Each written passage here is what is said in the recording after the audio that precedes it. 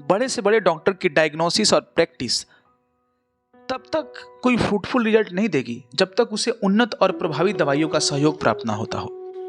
Indian pharmaceutical industries आज ever blooming industry है। दुनिया में सबसे ज़्यादा ड्रग्स और वैक्सीन का मैन्युफैक्चरिंग और एक्सपोर्ट हम करते हैं। कोविड-19 के बाद तो इंडियन फार्मास्यूटिकल इंडस्ट्रीज को लेके हम इंडियंस के मन में और पूरे वर्ल्ड के मन में एक ऐसा प्यार और एक ऐसा एफेक्शन क्रिएट हुआ जो नेवर एंडिंग था। और ये एफेक्शन और प्यार इसलिए क्रिएट हुआ क्योंकि इंडियन फार्मास्यूटिकल इंडस्ट्रीज ने ये प्रूफ किया कि we have the best possible solution for the कोविड-19। सीरम इंस्टीट्यूट का नाम सबको याद होगा क्योंकि सीरम इंस्टीट्यूट ने वो पहली खुशी की लहर हमारे मन में दौड़ाई थी कि we are done with the कोविड-19 vaccine. But to be very honest, हमारा फार्मास्यूटिकल इंडस्ट्रीज क्या शुरू से इतना बूमिंग था? नहीं। हमारा फार्मास्यूटिकल इंडस्ट्रीज का एक पीछे एक पूरी क्रोनोलॉजी, एक पूरी कहानी है। बात है 1935 की। ब्रिटिशर्स का भारत पे शासन था और वो मोनोपोली करते थे फार्मास्यूटिकल इंडस्ट्रीज को लेके, और जो उसका रीच था वो हम लोकल लोगों के पास तो था ही नहीं। जो भारत की इलीट क्लास थी, जो प्रिंसली स्टेट्स थे, उनके पास था। उसी समय एंट्री होता है भारत में अब्दुल हमीद साहब का, and brilliant scientist, S freedom fighter और कॉलोनियल गवर्नमेंट के सबसे बड़े आलोचकों में से एक। वो गांधीयन आइडियोलॉजी को फॉलो करते थे और उन्होंने मुंबई में सिप्ला नाम की फार्मास्यूटिकल कंपनी का स्थापना किया। Chemical industrial pharmaceuticals laboratory. और इस स्थापना के साथ ही उन्होंने भारतीय फार्मास्यूटिकल इंडस्ट्रीज को एक नया आयाम देने का प्रयास किया और उसकी रीच को बढ़ाया। लेकिन वो प्रयास धीरे धीरे आगे बढ़ते हुए लेकिन इतना एक्सेसिव नहीं हो पाया, लोगों तक वो अपना रीच उतना अधिक नहीं पहुंचा पाया। 1950 और 60 के समय इंडियन हेल्थ केयर इंडस्ट्रीज बहुत हाईली इन्फ्लुएंस थी वेस्टर्न फार्मास्यूटिकल इंडस्ट्रीज के जो मोनोपोलिस्ट थे उनके चलते। क्यों? हम बियर करते थे, हमारे यहाँ इतना कॉस्ट इफेक्टिव दवाइयाँ नहीं मिलती थी। क्यों? क्योंकि पहले तो वो हमारे देश के थे नहीं, तो हमसे सेंटिमेंट की उम्मीद तो हम उनसे कर ही नहीं सकते हैं ना। 1965 में यूसुफ हमीद साहब भारत आते हैं, जो अब्दुल हमीद साहब के लड़के थे, और उन्होंने इन मोनोपोलिस्ट को भारत से भगाने का और इंडियन फार्मास्यूटिकल इंडस्ट्रीज का भारत में रीच पहुंचाने के लिए सबसे बड़ा योगदान दिया। और वो योगदान इतना बड़ा था कि उस समय हमने HIV और कैंसर जैसे दवाइयों का अपने यहाँ प्रोडक्शन करना स्टार्ट कर दिया, जो लाइफ सेविंग और क्रिटिकल लाइफ सेविंग ड्रग्स थे।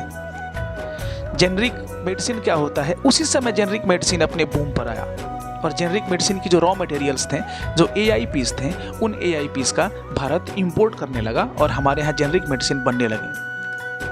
एक कहानी है, 1999 में HIV एड्स हो गया अफ्रीका में, और अफ्रीका में 46% जो जाने जाती थी वो HIV एड्स के चलते जाती थी। और वहाँ पे जो वेस्टर्न फार्मास्यूटिकल इंडस्ट्रीज के लोग थे वो वहाँ पे 10-10 हज़ार डॉलर की किट्स बेचते थे, जो अफ्रीकन देश के लोगों के लिए अफोर्ड कर पाना नेक्स्ट टू इम्पॉसिबल था।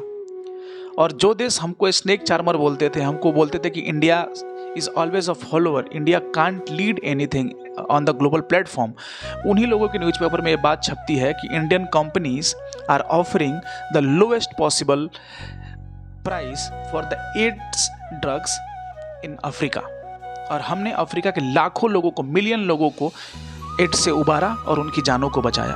और इसमें सिप्ला का साथ दिया डॉक्टर रेड्डी, सन फार्मा, मैनकाइंड जैसे भारत के इलीट फार्मास्यूटिकल इंडस्ट्रीज ने। और इलीट फार्मास्यूटिकल इंडस्ट्रीज कैंसर और एड्स के साथ ही हमने नॉन कम्युनिकेबल डिजीज जैसे TB, हेपेटाइटिस C, मलेरिया जैसे ड्रग्स पे भारत ने अपनी हेजीमनी को एस्टेब्लिश किया। ड्रग्स और वैक्सीन्स, एक कहावत है कि दुनिया के 65% बच्चों को भारत में बना हुआ ड्रग्स और वैक्सीन एक बार जीवन में लगता ही लगता है। और हमारे यहाँ इतना बड़ा जो इंडस्ट्रीज है पॉसिबल कैसे हुआ? ये पॉसिबल इसलिए हुआ क्योंकि हमारे गवर्नमेंट ने, समय समय की सारी गवर्नमेंट ने world class infrastructure, research centre, developmental labs, इन सब का स्थापना किया। इसमें सरकार के द्वारा भी बूस्ट मिला और भारत के स्किल्ड वर्कर जो थे, स्किल्ड फार्मासिस्ट जो थे, उनका भी बहुत बड़ा हेल्प था। प्राइवेट सेक्टर भी सामने आए, पब्लिक सेक्टर का तो सपोर्ट शुरू से ही रहा है। बाद में सोशल कॉर्पोरेट रिस्पॉन्सिबिलिटी के चलते, एक टाई-अप के चलते, पीपीपी पब्लिक प्राइवेट पार्टनरशिप के चलते हमारा जो फार्मास्यूटिकल इंडस्ट्रीज़ है उसने एक ऐसी हाइट को प्राप्त किया जहाँ पे हम ये कह सकते हैं और भारत को कहा जाता है कि we have become the pharmacy of world. Mark my word, pharmacy of world, इतनी बड़ी उपाधि मिली भारत के लिए। और भारत का सीरम इंस्टीट्यूट में बना कोविशील्ड ने दुनिया में भारत के परचम को चहु ओर लहरा दिया। देखिए, ड्रग्स है, मेडिसिन है, वैक्सीन्स है, जब हम इसको एक्सपोर्ट करते हैं, जैसे भारत ने अफ्रीका में जो किया, भारत ने अभी आपको कोविड के समय अनेक देशों को अपना वैक्सीन प्रोवाइड किया, इससे भारत की सॉफ्ट हेजीमनी एस्टेब्लिश होती है। साउथ चाइना सी और इंडियन ओशियन में चीन के डोमिनेंस को टैकल करने के लिए हमारे पास, बिल्कुल टू बी वेरी ऑनेस्ट, हमारे पास उतने लॉजिस्टिक्स नहीं है, उतना हमारे पास फंड्स नहीं है। हम एक डेवलपिंग नेशन है, हमारे यहाँ तमाम तरीके की प्रॉब्लम है और हमारे यहाँ अपने खुद के इंफ्रा डेवलपमेंट के काम चलते हैं। तो इन सॉफ्ट स्किल को आगे फैला के, इनको प्रोलिफेरेट करके हम क्या कर सकते हैं, हम लोगों के मन में अपना एक अपने लिए एक अच्छी भावना उत्पन्न कर सकते हैं। जैसे अफगानिस्तान में हमने किया, श्रीलंका में हमने किया, अफ्रीका में हमने किया।